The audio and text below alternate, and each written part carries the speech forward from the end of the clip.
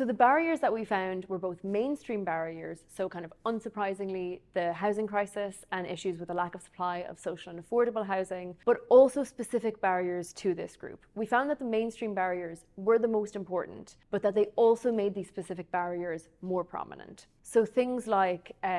language barriers, a lack of information and social networks and understanding of the system, but also then some are related to the system that we have in place for this group. So for example, being accommodated in quite rural, isolated locations where there's no kind of long-term strategic thinking about is there housing stock available in those locations, if they get a job, if their kids are in school, and because the international protection process is quite long and they start to integrate into those communities. And that's a really big issue if there's no housing stock in the area. We also found that there's a lack of clarity and information among, for example, frontline workers and local authorities about the rights and entitlements and document exemptions of this group, which really makes it more difficult for them to access their rights and entitlements.